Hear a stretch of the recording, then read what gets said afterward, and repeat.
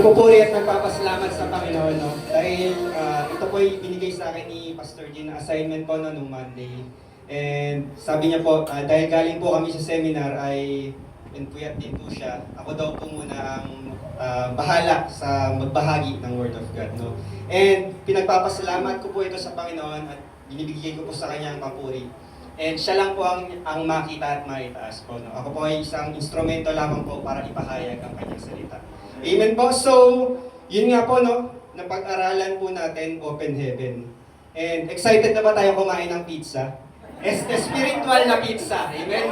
Amen. Kasi kakain po muna tayo ng spiritual na pagkain upang sa gayoy tayo po'y lumugok, no? So, ang series nga po natin is Open Heaven, and nabanggit kanina ni Brother Unyo, no? Na yung journey, no? Lahat po tayo may kanya-kanya po tayong journey. May kanya-kanya po tayong journey. Hindi po tayo pare-parehas ng pinagdadaanan. Kagaya po kanina si Apostle Paul.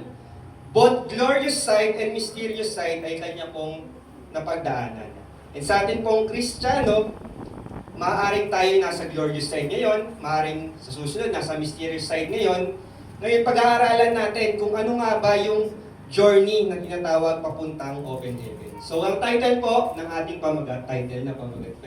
Title ng ating pag-aaralan po natin ngayon ay Journey to Open Heaven. Everybody say journey. Journey. Journey, isa pa po? Journey. Amen. No? So yung journey nga po, para po yung nakasakay po tayo sa jeep or anumang sasakyan. No?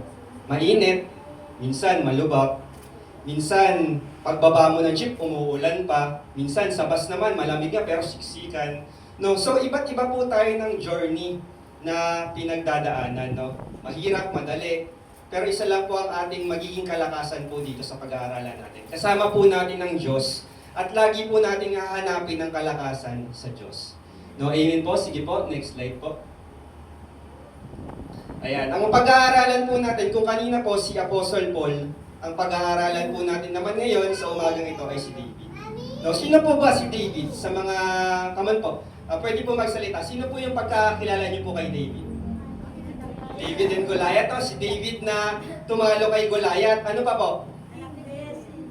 King David. Opo, yun po ang pangako sa kanya. Yun po ang pag-aaralan po natin. No? Yung journey ni King David patungo po sa crown. Kung paano po siya naging hari. No? So, madalas po nababanggitin po si David po ay galing sa isang shepherd na naging hari. Si David po ay tinawag ng Panginoon bilang man after God's own heart. Si David po ay nakatalo kay Goliath. Pero papakilala ko po sa inyong David ngayong umagang ito ay kakaibang David. May tatlong David po akong ipapakilala sa inyo, no? So, bago ko nga po ipakilala tong si David, dahil eto, bibigay ko lang po sa saglit yung konting background sa buhay ni David sa libro ni Samuel, no? So, sa 1 Samuel chapter 16 po, David was anointed by God as next king of Israel by Prophet Samuel. So sa 1 Samuel 16 po, dyan po yung pinuntahan siya ni Samuel sa kanilang bahay. Inanoint po siya ng oil at sinabi po na dahil si Saul ay naging matigas ang ulo, pumili ako ng bagong hari at ikaw yon, David. So next po, sa 1 Samuel 17 po, kasunod lang po ng chapter, no? Dahil nga po ang Israel ay maraming kaaway na bansa at isa na po dito ang Philistines. Natalo ni David ang higanteng si Goliath. And we all know that story, no? Hindi na po natin para pahabain pa. Then, after 1 Samuel 17, sa 19, nandito na si Saul. Nalaman niya na si David pala ang papalit sa kanya. No? Si Saul, ayaw niya yun. Gusto niya ang papalit sa kanya. Si Jonathan, syempre yung anak niya, no? Ayaw niya bitawan yung throne. So gusto niya eliminate the threat. Patayin ko si David para matuloy ang plano ko. Plano niya, hindi plano ng Diyos. So, sa 1 Samuel 23 naman po, no, dahil hinahanap na nga po si David kung saan-saan na po siya nagpupunta, paikot-ikot na po siya sa Israel. And kahit saan siya pumunta, nasusundan siya ni King Saul. So, sa 1 Samuel 23 po, no, David wears an ephod. Mamaya po explain ko po ano yung ephod. And consults God every decision he will make. No, so, every time na mahabol si David ni King Saul, nagpe-pray siya. Sa 1 Samuel 23 po, ang nangyari po dyan, pumunta po siya sa isang bayan ng Keilah kung saan tinulungan po ni David kasi itong bayan na po ito ay inaatake ng Pilisteo. Pinagtanggol niya. And then yung mga taga-Kila po, nalaman na si King Saul ay papunta sa Kila. Ngayon, nagko-consult si David. Lord, aalis po ba kami dito sa lugar ng Kila na to o mag-i-stay? Ang sabi ni Lord, umalis ka dyan kasi ibibitawan ka ng Kila. Kumbaga, hindi ka nila pagtatanggol. Isusuko ka nila kay Saul. So, aalis si David, pupunta sa ibang lugar, pupunta siya sa Ziph. Sa Ziph naman, ganun din. Nalaman na nandun si David, yung taga-Ziph naman, sinumbong siya kay Saul. Andito po si David, kunin niyo po. Aalis na naman si David, ganun ulit. Magtatanong siya, aalis po ba ako? Saan ako pupunta? So, ganun na lang. Paulit-ulit nang tumatakbo si David. Parang familiar ba? Paulit-ulit ka na bang tumatakbo sa problema? Iba't ibang problema, sabay-sabay. At kahit saan ka pumunta, sinusundan ka ng problema mo. Hindi mo matakas-takasan. Yun nga po ang isang natin sa journey ng Open Heaven. Bakit ganun? Kahit saan man ako magpunta, hindi na uubos yung problema ko, no? Kahit saan man ako magpunta, sabi Open Heaven, ganun pa rin. Ganun pa rin ang nangyayari. So, buntot ng buntot sa akin yung problema. Next slide po. 1 Samuel 24 po, dahil nga po sunod na sunod si King Saul, alam naman rin po natin yung story niyan. May chance siyang patayin si King Saul, hindi niya ginawa. Naulit-ulit sa 1 Samuel 26, may chance ulit siyang patayin si King Saul dahil kakahabol sa kanya, hindi niya rin ginawa. And sa 1 Samuel 25, namatay na si Samuel. So wala na siyang mapagtanungan, wala na siyang spiritual mentor. And 2 times niya nang in-spare si Saul, pero hindi nagbabago, no? Hinahabol pa rin siya para patayin. So parang nangyari, kahit saan siya pumunta, andyan si King Saul, ano bang gagawin ko? So dito po papasok yung unang David na ipapakilala ko sa inyo. Sa 1 Samuel 27. Sinabi ni David sa kanyang sarili, balang araw ay mahuhuli rin ako ni Saul kapag hindi ako umalis dito. Ang mabuti pa ay magtago na lang ako sa lupain ng mga Filisteo. Baka hindi na niya ako habulin kung hindi na niya ako makita sa lupain ng Israel. Ito na lamang ang paraan upang makaligtas ako sa kanya. So tingin niyo ba, will to ni Lord? Sa tingin niyo? Yes, pwedeng no, maraming misses, yes, meron no. Pero kung bubulay-bulayin po natin, no, sinabi ni David sa kanyang sarili, ano nga po yung ginagawa ni David bago po pumunta sa isang lugar? Sinusuot yung ephod at kumukonsulta siya sa Diyos.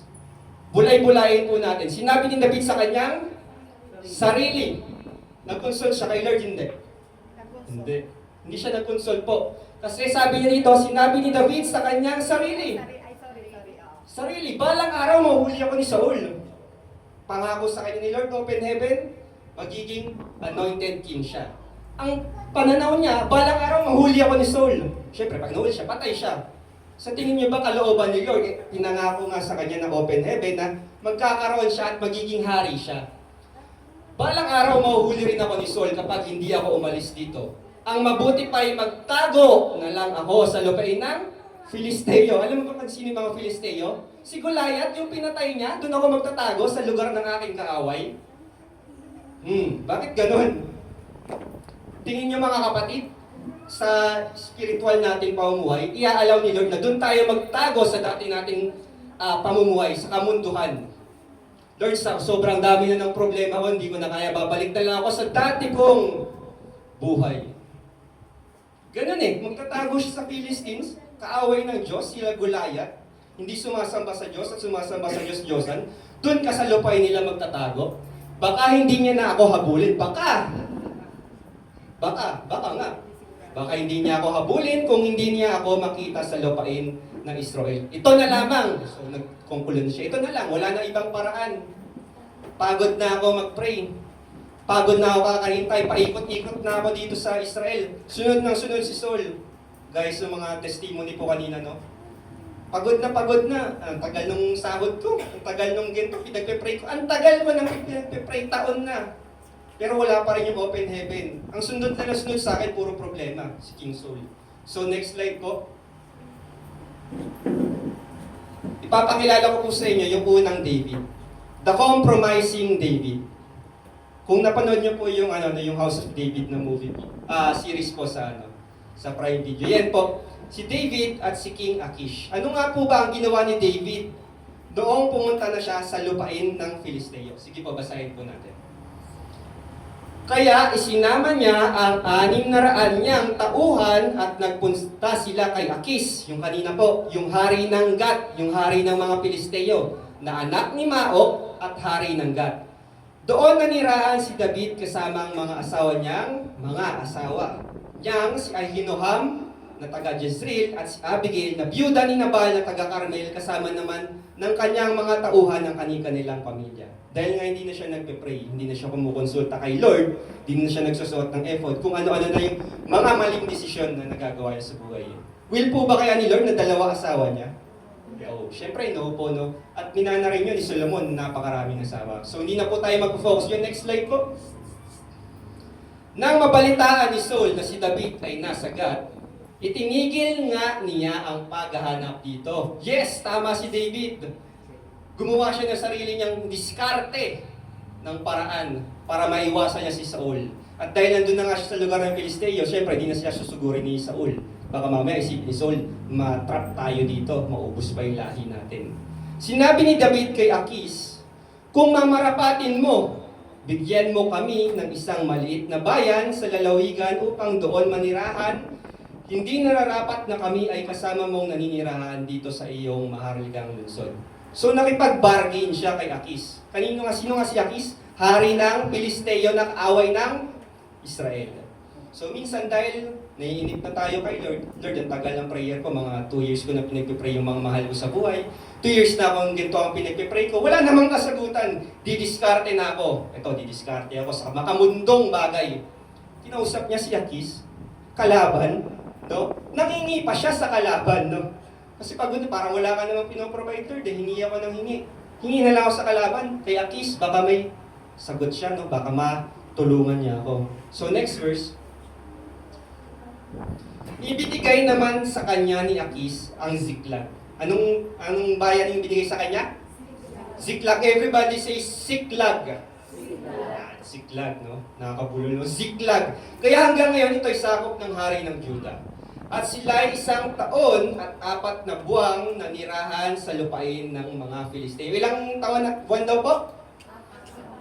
1 year and 4 months. Ang tagal nun. Ang tagal niyang nanirahan sa lugar ng kalaban. No? Anong ginagawa niya dun sa 1 year and 4 months na yon, no? Bakit pa andun nga siya? Kasi nagtatago siya kay King Saul. Siguro ang diskarte niya, ang tagal nang mamatay ni King Saul, siguro magtatago na lang ako dito sa Philistines, hihintay ko mamatay si King Saul, pag namatay siya, babalik ako sa Israel, ako na hari. Yun yung siguro maaaring plano niya, no? Kasi nagtatago na siya, no? Gumawa na siya ng sarili niyang diskarte. At ang Kristiyano po ay maaaring makompromise. Maraming dahilan po. Pwedeng naghahanap ng shortcut. No, sa journey nga po natin, wala pong shortcut. Kasi kapag nag-shortcut ka, gagaya po nung sinabi ko kanina, parang naglalakbay ka sa sasakyan. May nakita kang makipot na daan, siguro shortcut to, mabilis. May traffic, siguro shortcut to. Pag dumaan ako dito, malalagpas ako yung traffic, mas mabilis ko mapupuntahan yung gusto kong puntahan. So, inaagaw natin yung manibela kay Lord. Lord, ako na mag-drive. Tagal, dito mo ako pinadaan sa traffic. Doon tayo sa shortcut. And pagdaan mo sa shortcut, nasagi yung side mirror mo kasi masikip pala. Nagasgasan yung sasakyan mo. Paglabas mo one way, nahuli ka pa ng pulis. So, kung may dalawang source, nagkandaloko-loko na dahil sa paraan mo. Kasi inagaw mo kay Lord yung manibela na hindi dapat ikaw ang nag-drive. Dito ka dinadaan ni Lord sa traffic. Kasi may tinuturo siya sa Lord. Bakit? Ano kaya? Patient. Patience, tama po. Isa po sa mga fruit of the Holy Spirit ay patience. No? And kapag nanalangin ka po, nanalangin ka po ng patience, Lord, bigyan mo ako ng patience. Ayun, binigyan ka ng traffic. So maaaring may isip mo, nakakainis naman to si Lord. Ang hinihingi ko, patience. Bakit binigay mo ako sa traffic? Kasi ang gusto ni Lord, matutunan mo yung pagiging patience. Hindi yan binibigay, patient ka na, ikaw magaling ka na, ikaw mapagmahal ka na, ikaw long suffering ka na, gentle ka na, mapagkumbaba ka na. No! Pinapadaan ka ni Lord sa process. Kasi sa process mong matututunan, yung dapat mong matutunan. Amen. No? So isa pa nga po, bakit nag-compromise si David? Fear. Di ba sabi niya, baka mapatay na ako ni Saul dito. ang liit-liit na Israel. Kahit saan ako magpunta, may nagsusumbong, may chismoso. Andito si David, patayin niyo si David. Wala akong mapuntahan, Lord eh. Takot ako, doon ako sa kalaban. No? Doon tayo ako sa may mapoprotektahan ako. Pero hindi alam ni David or nakalimutan ni David, isa po sa mga battle no, na kaya nagko-compromise ang Kristiyano. Nakakalimot. And sa tao, madalas po yan makakalimot. Spiritual amnesia. Nakalimutan mo, gaya ng inawit tayo, napakabuti ng ating Diyos. No? Gaya ng mga t-shirt ng women, sabi anniversary nga po pala. God is good. We declare, God is good. Pero nakalimutan mong God is good, sige magtatago na ako, pakapatayin ako ni Saul dito eh. Nung ganun sa buhay, minsan may problema, nakakalimutan mong God is good, eh ang kadugtong ng God is good all the time. Di naman some of the time God is good lang pag walang problema eh. All the time God is good, and pinangahawakan po natin yun sa Romans 8 verse 28, no? Ano pa? Pagod. Minsan madali magdesisyon, kagaya ni David, pagod na siya. Pagod na siya paulit-ulit. Paulit-ulit na ako nagpe-pray, Lord, wala akong nakikitang progress. Kasi wala sagot. No? Kasi paulit-ulit siya dun eh. Pagod na ako nun, paulit-ulit na akong nagsisipa, paulit-ulit na akong sumusunod sa iyo eh. Wala namang nangyayari. Parang mas mabuti pa, kagaya ng mga Israel. Mas mabuti pa nung nasa Egypt ako eh. Malaya ako, pwede ko gawin yung gusto ko. Walang pumipigil sa akin, walang bawal ganito, walang bawal makipag-jowa sa unbeliever, walang bawal maliit, walang bawal ganito, ganyan. Daming bawal kasi. Tapos wala naman ako napapala. No? Kasi nga po ang journey ng open heaven ay hindi po madali. Maaring mapagod ka na, meron ka magpahinga. Sabi ni Lord, come unto me, all heavy laden, and I will give you rest. Diba? So, napakadali po. At isa nga po ito, spiritual amnesia, nakakalimot ka sa promise ni Lord. Inanoint si David ni Samuel. No, nabasa na, nakakita natin kanina. So, yung pangako, yung open heaven, sabi, bakit? O nga, no? Pag namatay pala ako, ibig sabihin, hindi matutupad yung promise ni Lord. Eh, ang Diyos po ay hindi sinungaling. Kapag nangako po siya, matutupad. So, ibig sabihin, bakit ka matatakot na papatay ka ni Saul? Tingin mo, hahayaan ni Lord mangyari yun? Siyempre, hindi. Dahil hindi tayo pababayaan ni Lord. Amen po? So, yun nga po, tuloy ko na po. No? Ano po ba yung ginawa ni compromising David doon sa 1 year and 4 months na yun? Sa loob ng panahong iyon, sinalakay ni David ang mga Gesureo, ang mga Gizrita, at mga Amalekita. Ito po yung mga kalaban ng Israel. Na matagal nang naninirahan doon, umabot na sila sa Shur hanggang sa Ehipto. Bawat lugar na sasalakayin nila ay wala silang tinitirang buhay, maging lalaki man o babae. At bago bumalik kay Akis, sinasamsam nila ang lahat ng kanilang makita, tupa, baka, asno, kamelyo at mga damit.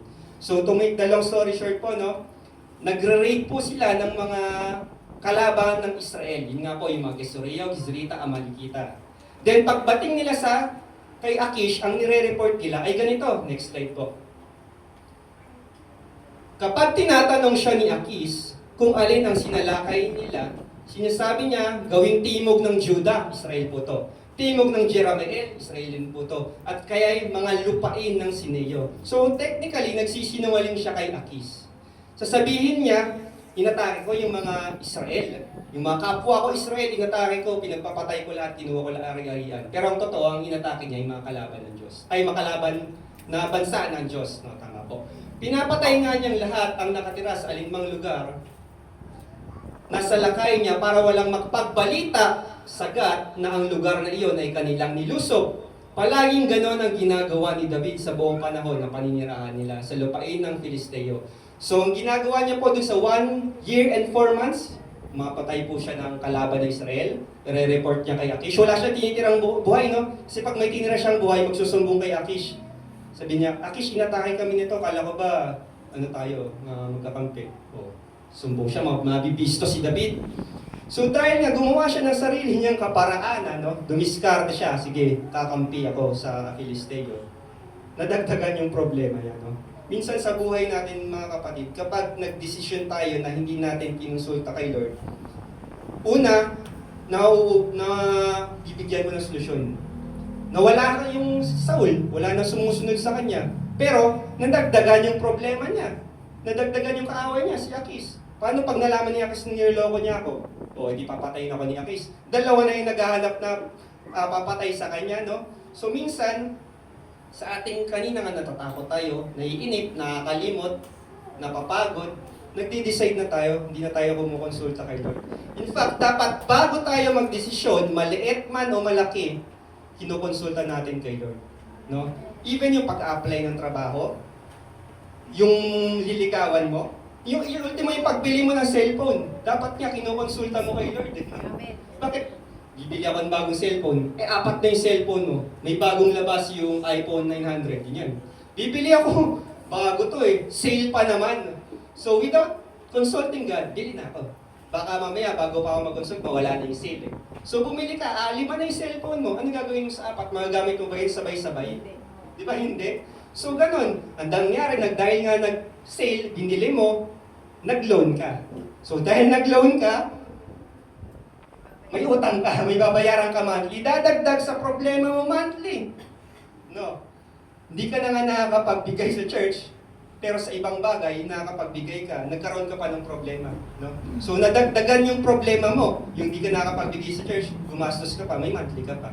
No? So ganun yung nangyari kay David, no? Hinahalimbawa ko lang po, na nanganak yung problema niya dahil nagmamadali siya.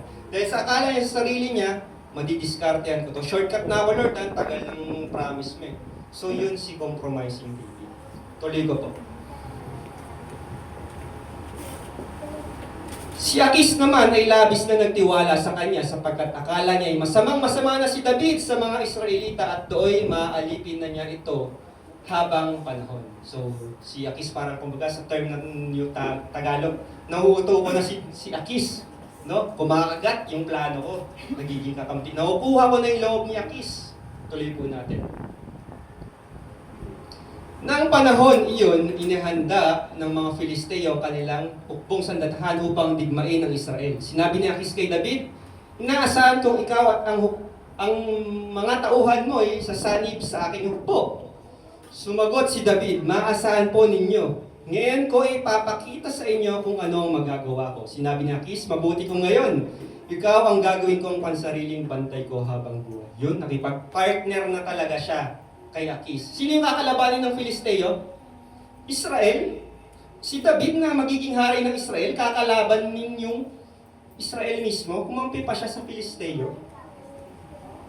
Patay na ngayon, naipit na lalo siya ngayon. No? Kung ikaw si David, no? Paghaharian ko yung lugar na yun, pero lalabanan ko. Ano nang gagawin ko? Naipit na ako dito. No? Ganon yung nangyari. Pero ang Diyos ay may mapagbiyaya. No? Babasahin po natin kung ano nangyari mamaya. Ayan, sige, tuloy ko na po. Ang mga Filisteo ay nagtipon-tipon sa Afek at ang mga Israelita naman ay sa tabi ng malaking bukal sa libis ng Jezreel. So, magmimit na yung Israel, Philistines, dito tayo magbabattle. Yung Philistines pupunta sa Afek, yung Israel pupunta sa Jezreel, magsasalubong, doon maglalaban.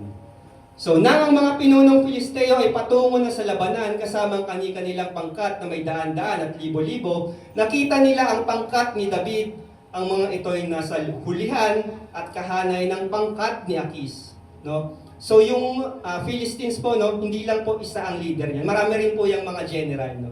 So, ang pangkat po ni Akis, na hari ng Gat, kasama ang pangkat ni David nasa likod. So, tuloy ko po. Ayan po pala, bago ko pa. Ang lugar po na nilakad po nila, di ba, taga Siklag po sila David. From Siklag to Apek, mga 80 to 95 kilometers po yan. No? Sinearch ko po sa Google, gaano po ba kalayo yun? Simula Valenzuela hanggang Tagaytay. Lalakarin lang nila. 3 araw po na paglalakad yun. So, ang layo. So, nakakapagod. So, tuloy ko po. Itanong ng mga prinsipe Filisteo. Ayan, sinasabi ko po na may ibang mga leader o prinsipe yung Filisteo. Sino ang mga Hebreyong ito? Ano ang ginagawa nila rito? Sumagot si Akis, si David iyan, na lingkod ng Haring Saul. Siya'y mahigit ko ng 1 taong kasama ko. Buhat na makasama kami, wala akong maipintas sa kanya. So 1 year and 4 months nga po sila nag-stay doon. No? So sabi ni Akis, kuha niya yung loob niya. Si David yan, kakampi natin yan. So tuloy po natin, anong nangyari? Nagalit ang mga pinunong Filisteo. Sinabi nila kay Akis, pabalikin mo na sila sa lugar na ibinigay mo sa kanila. Hindi natin sila isasama sa labanan. Baka kung nandun na tayo pa ang labanan nila, baka samantalahin niya ang pagkakataon upang maalis ang galit sa kanya ni Saul. So nangyari po, kasama niya dun sa nagmarcha, sabi nung ibang leader nung Philistines, Akis, pauwiin mo yan. Kalaban yun mamaya, abang nandun na tayo sa laban, biglang traidorin. Tayo ang patay, didihado tayo yan. Pauwiin mo na yan. So to make the long story short po, sabi ni Akis, hindi pumayag si Akis. Kilala ko na yun si David. So nagkaroon po ng tensyon. Pero eventually po, dahil mas maraming leader ang ayaw, ang botohan ayaw, sige, pauwiin mo na si David. Saan? Sa Ziklag. So babalik ulit sila yung marcha. Isipin niyo po, Valenzuela to Tagaytay. 3 araw. Pagod ka na doon. Tapos, sige, uwi ka na. Doon ka, balik ka doon sa Ziklag. 3 araw na naman, ganun kahaba yung dadaanan mo. No? So may kita natin na kahit si Akis walang nagawa, no? Kahit yung kamunduhan na pinagtataguan mo, kapag na-depress ka na, pag walang-wala ka ng kakapitan, wala rin yung magagawa. Sino bang Akis na tinutukoy ko? Pwedeng yung boss mo, pwedeng yung trabaho mo, yung family mo, yung pera, yung jowa mo. Maraming Akis na pwede, iba't iba tayo na Akis na, na pinagdadaanan. Yung boss mo, kapag ikaw ay nagkasakit, hindi ka na mapakinabangan, bye, alis ka na. Gaya ni Akis, wala. Kahit pagtanggol ka niyan sa kumpanya, wala. Resign, bye, wala ka ng pagkakakitaan. Kasi doon ka nakaasa. Hindi ka nakaasa kay Lord eh, nakaasa ka na doon kay boss mo eh. Yung promotion ko galing sa boss ko eh. Hindi. Ang promotion mo galing kay Lord. Amen. Kasi kung sa boss ka lang nakatingin mo, pag wala ka ng silbi, bye. Gaya ni Akis, bye.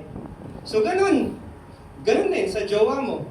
Mga mahal mo sa buhay. Kapag wala ng pakinabang, uy, break na tayo, bye. Wala ka ng pera, bye. Kapag ang inaasahan mo, ang akis mo, ang tiwala mo, ay nasa kamunduhan, masisira din po yan. Sabi nga po dun sa Psalm 118 verse 8, no? Meron ba dyan? Ayan, awit. Higit na mabuti na doon kay Yahweh, magtiwala ako kaysa panaligan niya ang mga tao. It is better to trust in the Lord than to put confidence in man. Kasi po ang tao po, limitado po ang kaya niya gawin. Ang Diyos po natin, unlimited po. No? Open heaven po. Kaya ka po niya from mysterious side, ilipat sa glorious side. No? Yun po, sige po, tuloy po natin. Ano nga po nangyari? So, ang nangyari po, ang isunod na papakilala ko po sa inyo, the distressed David. No, so yun nga po, hindi siya na ipagtanggol ni Akis. Kasi ang kilala na lang natin yung David, yung laging matikas, malakas, di ba? Faithful. Itong papakilala ko sa inyo, pangalawang David, pangit din eh. Yung una pangit eh, compromising David. Itong papakilala ko ulit sa inyo, pangit na naman, pangit na side ni David. The distressed David. Anong nangyari? Bakit distress or balisang-balisa sa Tagalog si David? Napansin niyo yung picture? Mamaya. Ikatlong araw na nang si David ay makabalik sa Siklag. Samantalang wala sila, lumusob ang mga Amalekita at sinunog ang buong bayan. Pabalik nga po ulit sa picture. Yun. So nagmarcha sila mula papuntang Ziklag to Afek na ang layo ay parang Valenzuela to Tagaytay. Pagbalik nila, 3 araw na naman, yan yung maaabutan nila. Sunog na yung taon na binigay sa kanila ni Akis. Yung pinagkakakitaan nila, yung hanap buhay nila, at maging tuloy po natin. Hindi lang yun eh. Samantalang wala sila, lumusob ang mga Amalekita at sinunog ang buong bayan. Wala silang pinatay isa man, ngunit binihag nila ang mga babae, matatanda, bata. So, pag nagdubulayan ko po ito, naalala ko po, di ba pag nag-rape po sila, wala silang tinitira na buhay. So, nung nakita nila, malayo pa lang, sunog na yung bahay nila, sunog na yung town nila, syempre may usok eh, parang ganun kanina sa picture. Maaaring naisip nila, naku, patay na rin ang ating mga mahal sa buhay. No? Isipin mo, sabi ni David, bulay-bulayin natin kung ano yung nangyari. No? Si David, pinabalik. Parang akala niya, oh yes, wala na, nireject na ako ni Akis. No? So, yun po ay redirection po ni Lord. Kasi, maaaring mapatay niya yung kapwa niya Israel.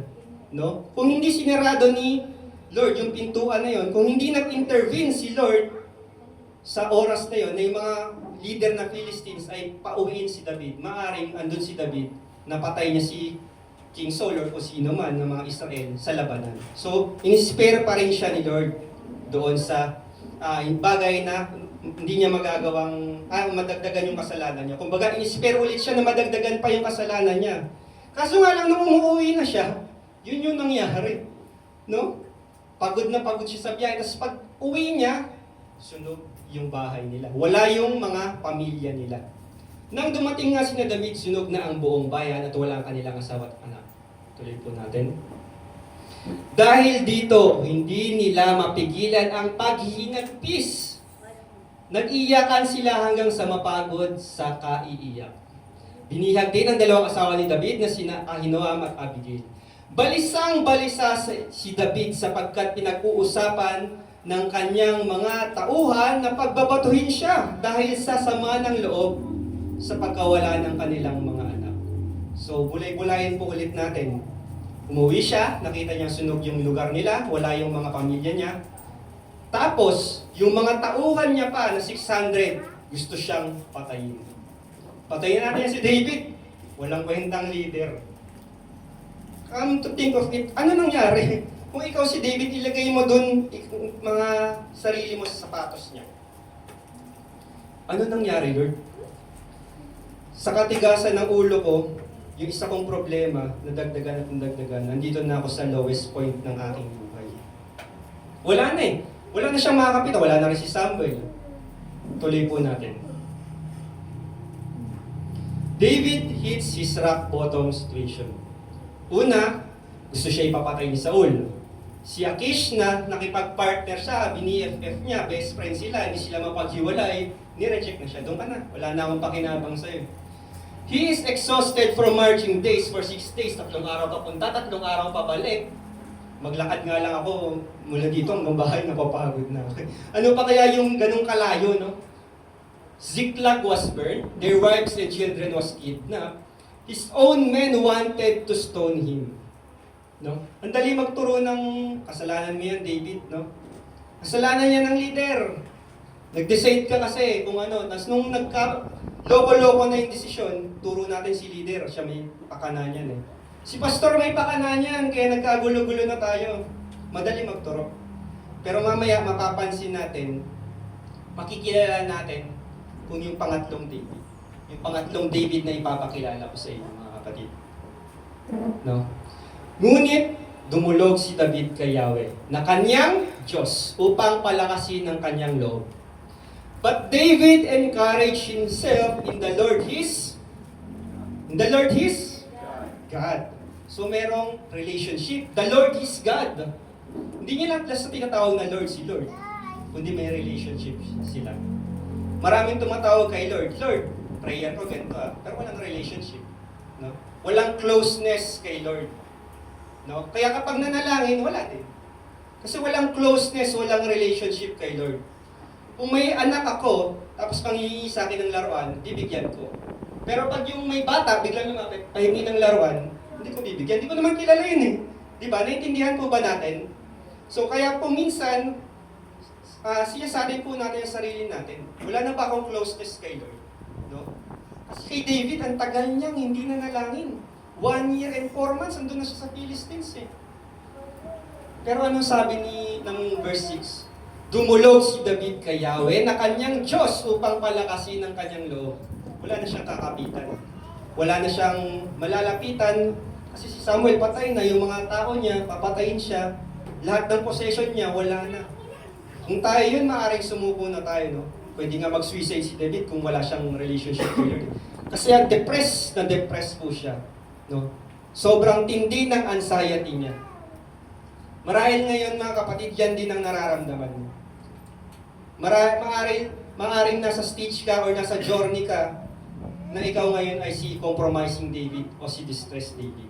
Pero ito mga mabuting balita kapatid. Yung ipapakilala ko sa yung pangatlong David, dapat ito yung maging David na kagaya natin. No? The restored David. Ayan po yung effort na sinasabi ko kanina. No? Yung effort po, meron po yung bato na ang tawag po ay Urim and Thummim stones.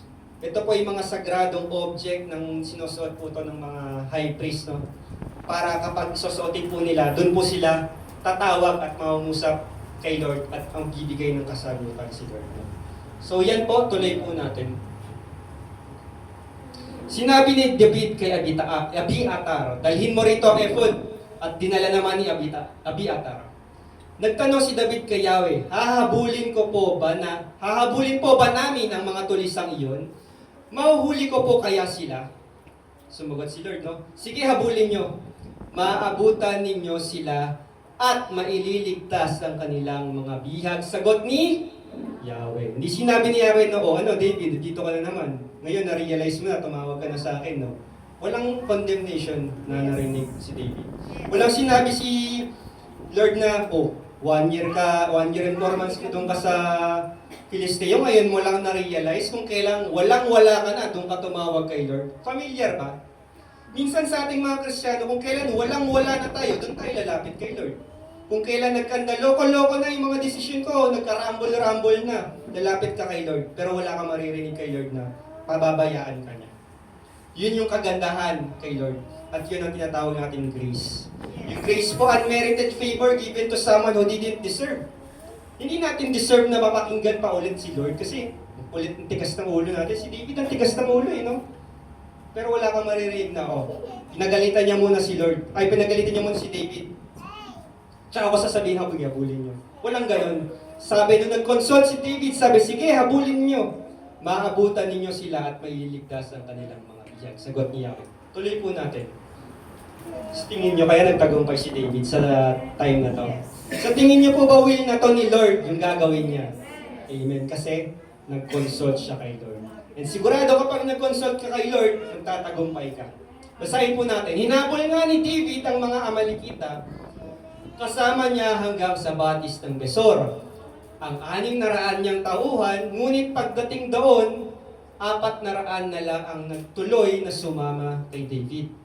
Nagpaiwan na ang 200 dahil sa matinding pagod. No? So try to visualize this mga kapatid. Yung 600 men ni David, papunta diba sabi ko nga 6 na araw silang nagbalik-balik, no? Siklag to Apek, balik ulit sila sa Siklag. Physically, they were exhausted. Sabi pa kanina, umiyak sila hanggang sa wala na silang lakas.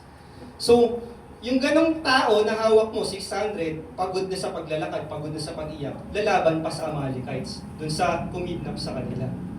Sobrang exhausting nun. Sabi nung 200, di ko na kaya, dito muna kami sa Besor. Dito muna kami, yung up 400, yun na lang yung sumama kay David. No? So, 600 men ni David nabawasan pa, naging 200. And minsan tayo yung 200 na yun. No? Pag-aaralan natin mamaya. No? Ngunit pagdating doon, 400 na lang ang nagtuloy na sumama kay David. Nagpaiwan na ang 200 dahil sa matinding pagod. Next slide po.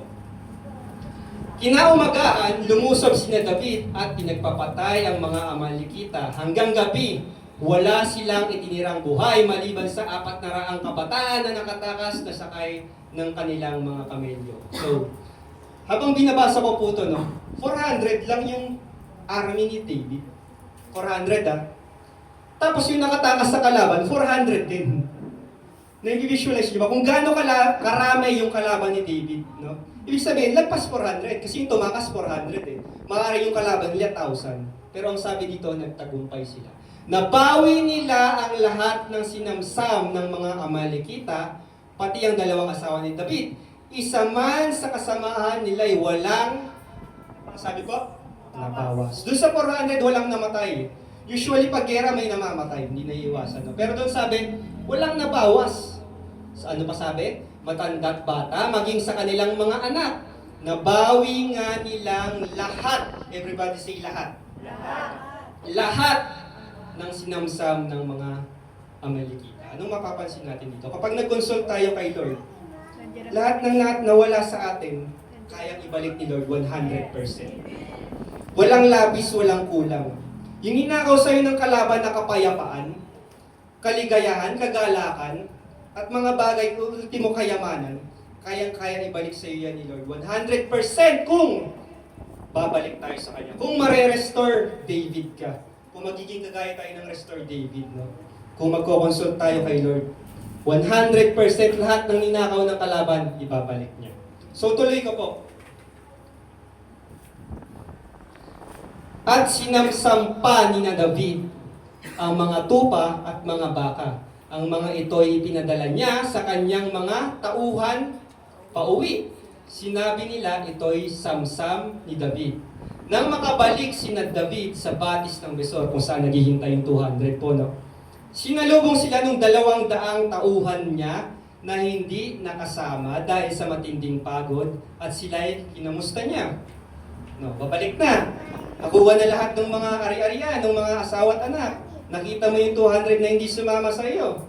Ano kaya ang ginawa ni David? So, basahin po natin. Sa mga kasama ni David ay mga makasarili at mararamot. Sinabi niya yung mga ito, huwag nating bigyan kahit ano yung mga hindi sumama sa atin. Ibigay na lang natin sa kanila yung kanilang asawa at mga anak, tapos paalisin na natin sila. May point ba sila? May point, di ba? Kung iisipin natin, di naman kasama nagtrabaho yung kapatid ko na yan eh. Bakit isi-share ko yung blessing ko sa kanya? May truth eh, may tama eh. Tama naman, di ba sabi nga sa Bible, ang di nagtrabaho, pakainin. Tama naman eh, may point naman talaga yung mga kasama ni David. At isa po dito sa matinding, kagaya po na pag-aralan namin kahapon sa seminar, matinding tungkulin ng isang leader. Kasi po ang isang leader, hindi po yan basta-basta pwede mag-decide ng para sa sarili nila. Kailangan inuunawa niya rin yung mga tao. And kagaya ng nangyari kanina, ang dali isisi sa leader pag nagkamali ang leader. Pero pag tama naman ang leader, walang sumusuporta ng galing. Salamat sa Diyos, ang galing ng ating leader, no? Parang ganon. Sabi dun sa seminar kahapon, ang leader, dapat hindi lang siya nag-raise ng follower. Dapat nag-raise din siya ng leader na makakatulong niya, no? Amen. Kung nire-raise niya lang, puro follower, gaya na sinabi sa seminar, puro pulpit-centered, puro si pastor ang mag-preach, si pastor ang tutugtog, si pastor ang mag-Bible study, nakakapagod yun kay pastor. Yes. Kaya kailangan ni pastor, kagaya na ginawa dun ni Moses sa pag-aaral seminar, kailangan niya mag-raise ng mga elders, mga leaders na tutulong at susuporta sa kanya. At hindi lang basta susuporta, maaasahan niya. Amen. No? Kaya po ganun. Si David po, yan po yung 600 men niya. Lahat po dyan maaasahan. Pero at the point of decision making, ang sabi nung mga kasamahan niya, huwag natin bigyan. No, kung ako si David, kung ano may point siya, huwag na natin bigyan, yaman mo na yung 200, kaya naman natin kahit wala sila.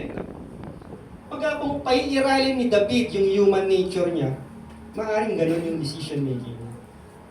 Pero si David, kagaya na sabi natin kanina, hindi na siya basta-basta nag-decide. Nagko-consult na siya kay Lord. Amen. No, and marirealize natin na si David, kaya nga hinalin tulad si David as Jesus, kasi parehas silang merciful, grace. Basahin po natin kung anong ginawa ni David, no? Ngunit sinabi ni David, hindi tama yan mga kapatid. Ano tawag niya? Mga kapatid. Yung mga tao niyang gustong bumato sa kanya kanina at pumatay, tinawag niyang kapatid.